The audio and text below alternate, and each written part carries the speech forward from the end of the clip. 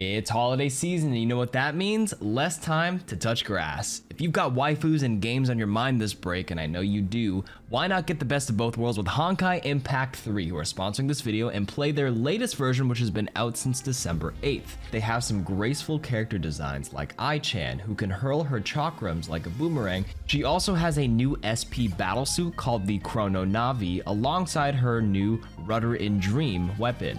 They'll even have a whole event that will be closely associated with her called the Honkai Salvation Log, which will feature 3 areas where you'll run into cute little Ai-chans in different story areas, and each will have unique abilities you can explore and fight. There will also be tokens you can use to exchange for Midnight Absinthe's new Spectral Raven outfit. Oh yeah.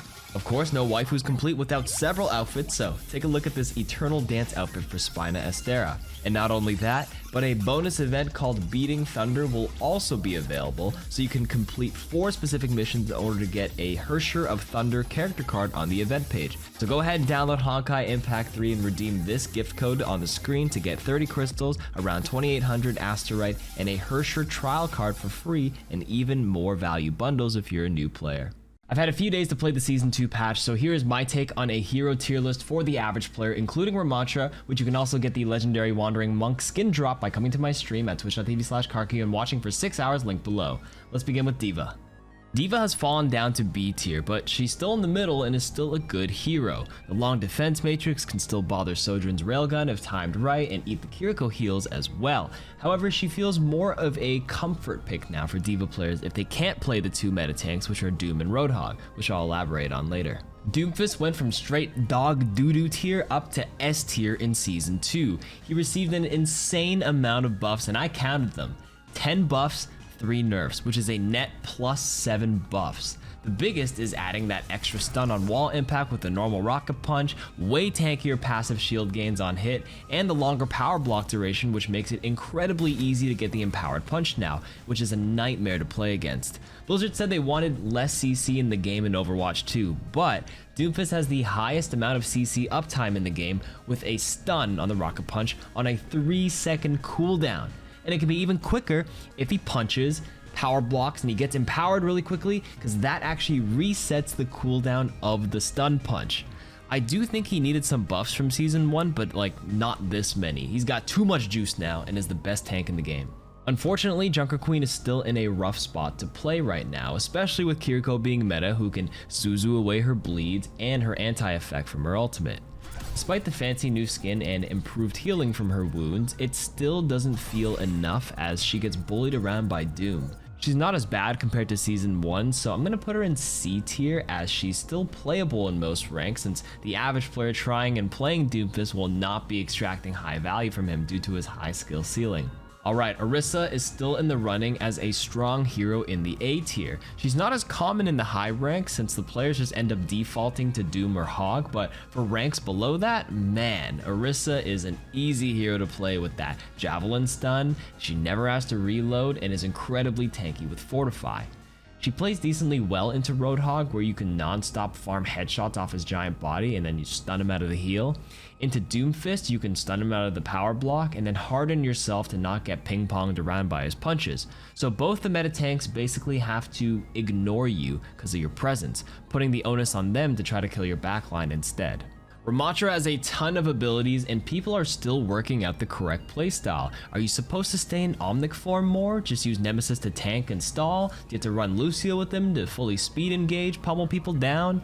As the dust settles, I will say the approach has shifted amongst the high level players who are playing him now as a poke tanky mage and utilizing the Nemesis form only when the enemies come to him instead of you engaging onto them.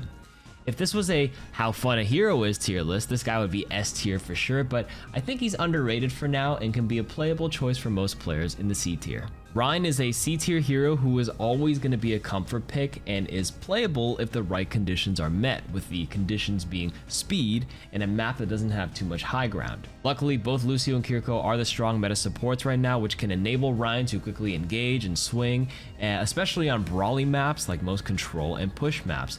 He's fine for the average ranks, but you'll never see Rein being played too much at the high ranks apart from a few one tricks. Roadhog has been S tier ever since the mid-season 1 balance patch. He's incredibly hard to kill with the free healing, and he always has that one-shot hook threat you have to play around.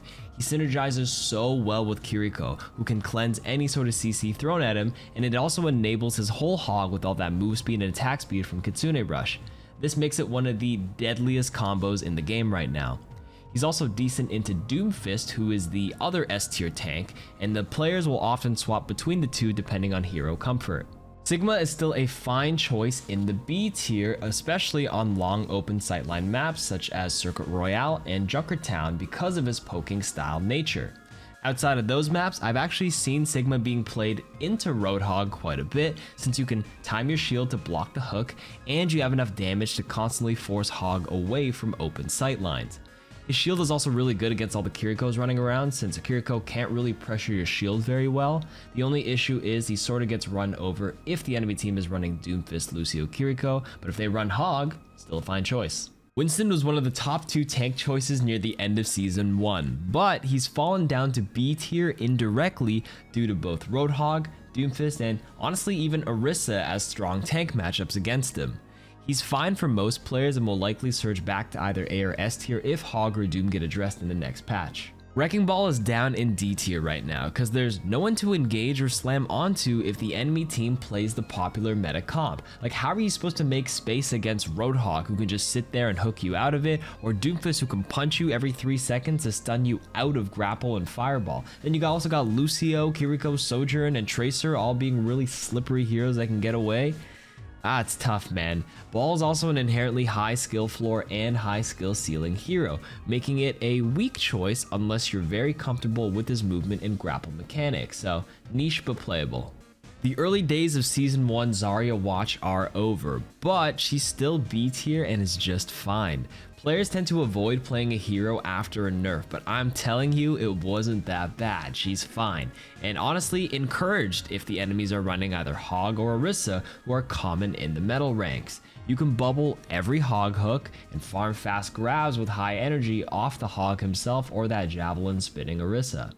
The new DPS passive removed the movement speed bonus, but increased the reload speed upon elimination, which is actually perfect for Ashe, since she has the slowest reload in the game, having to individually put each bullet back in. So with the Mercy Pocket, or honestly even without it, Ashe is actually quite a strong hit scan right now, and I would put her in A tier.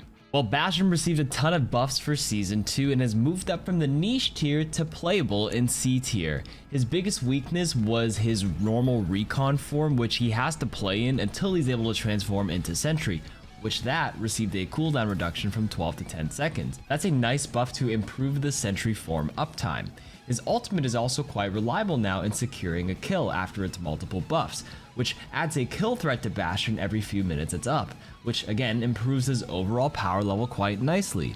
He will also be quite deadly against Ramattra, so be on the lookout for that. Cassidy is a common comfort pick in B tier and excels at short to medium ranges, and with the meta being sped up, with enemies getting in close rather than poking from afar. Don't forget that High Noon has a 40% damage reduction now, so you can use it and hold it to survive random burst damage. It's also a really good counter for enemy Kiriko Kitsune rush engagement, so keep that in mind. Echo is the last hero new players unlock and is really uncommon in the lower ranks, which is a shame because she is A tier and a really strong choice right now. It also likely stems from the fact that she is hard to play, right? You gotta learn your aerial movement and you have to duplicate anyone, which means you better be somewhat proficient in all the heroes. You can stay at a range of Roadhog and Doomfist, the meta tank, so you can safely feast on the squishy 200 HP heroes. Genji received the mid-season 1 patch where they nerfed his damage and ammo, but he's also been indirectly nerfed again in Season 2 because the bonus movement speed upon elimination has been removed from the DPS passive, which originally synergized with him really well. That being said, I still think he's fine in the B tier. Hanzo and snipers in general will always depend on the player, so he's going to be niche and playable in the D tier, and the reason why he's fallen so low now is because the DPS passive literally does nothing for him, right? Without the movement speed, reload is the only thing you have left in it, but guess what? Hanzo doesn't reload. You top that off with Sojourn, Tracer, and Echo being top DPS choices, with Doomfist also being able to jump you now. His effectiveness has fallen down dramatically. Also, his bow animation is bugged right now when firing, which is really nauseating. That's probably the biggest nerf to him right now, let's be honest. Junkrat is fine in the B tier, a solid and easy hero to play and generates good value at all ranks. Since the meta has sped up with Doomfist, Kiriko, Lucio, Tracer, and whatnot, enemies are going to be coming in deep, and there's no easier way to stop them than to leave a sneaky trap and chuck your grenades and mines onto anyone jumping you or your backline. I actually think Mei is underrated as hell in the B tier. She's no longer bugged, yay, and is super annoying to deal with on tight maps where she can utilize the walls and force enemies to come into her like on control maps. The DPS on her primary fire is super strong at 100 DPS, and with Sojourn losing the ability to one-shot her with a charged rail since it was nerfed from previously 260 to now 195, Mei indirectly becomes a little bit more viable. Pharah has moved down to C tier in Season 2, which is still playable, so don't get it twisted.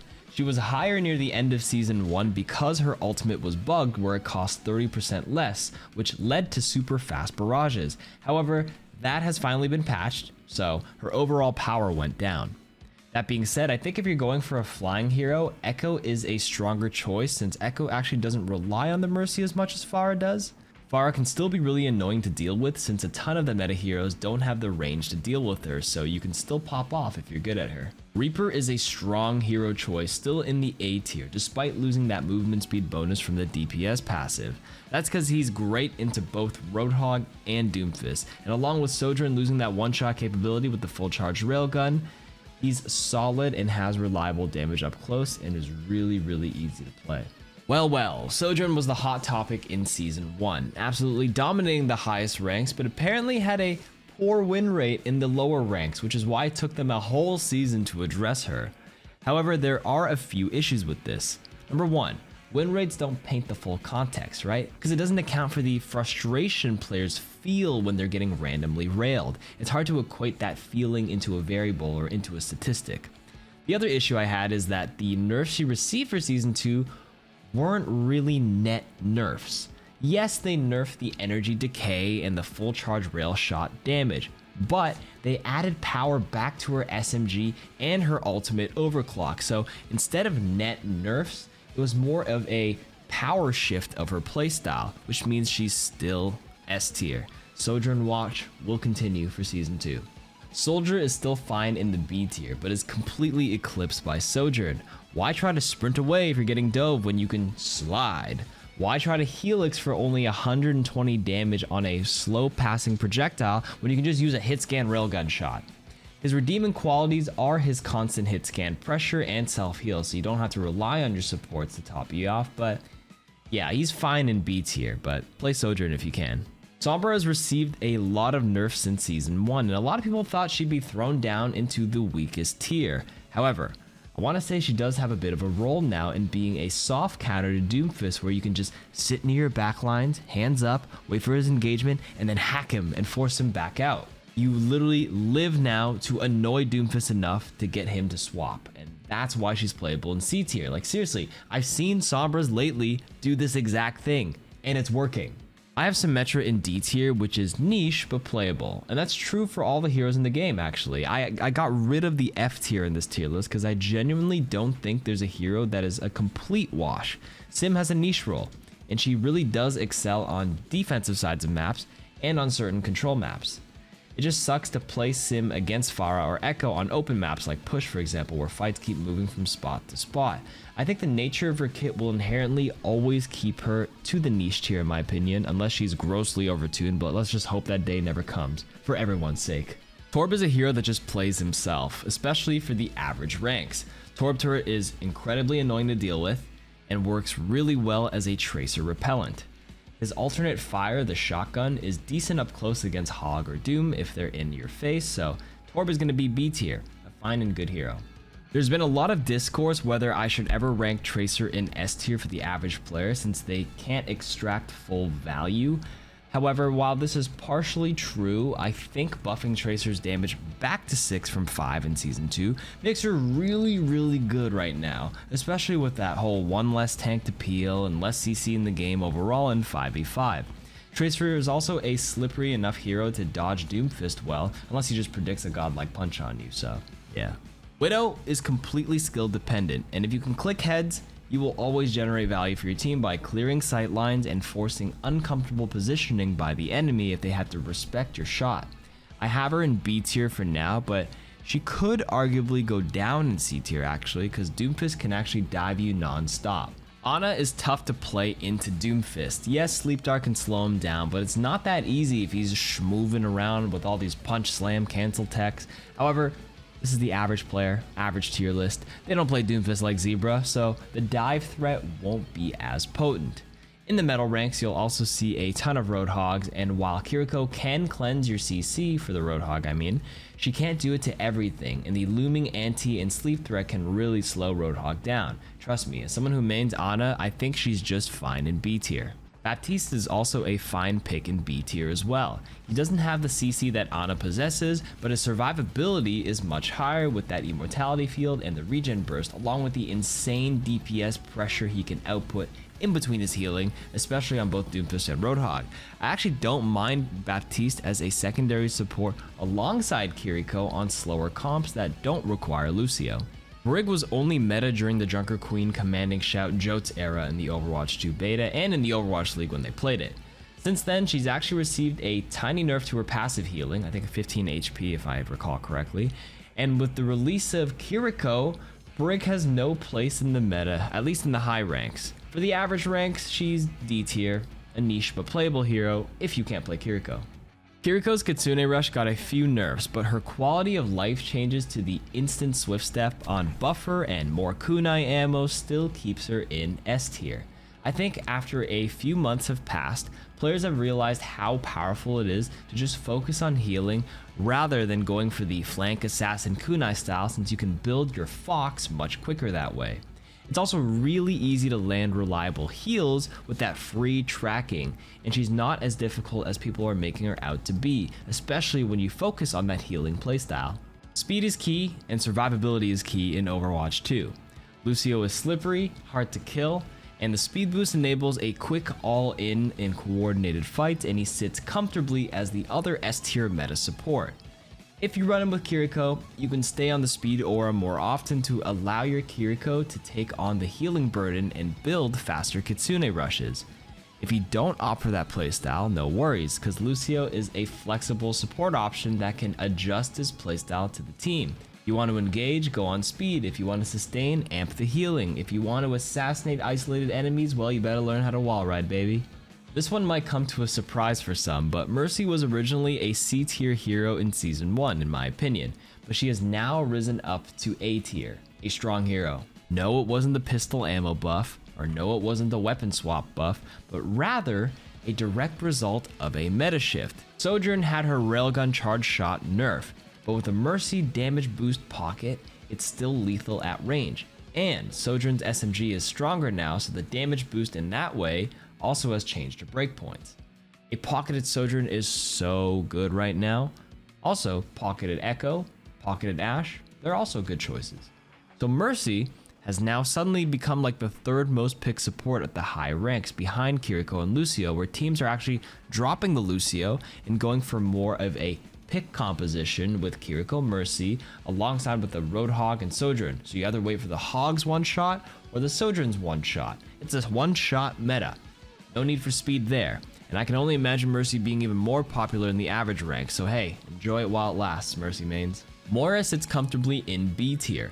I'd rate her lower in the high ranks because I feel like it's only one tricks that play her there, but with her incredibly low skill floor with extremely high value in return, Moira is a safe, reliable pick with potent heals, good survivability, and she's actually lethal if she flanks, at the right targets of course. Yeah, DPS Moira does have some benefits if done right. Sorry for encouraging them in your games.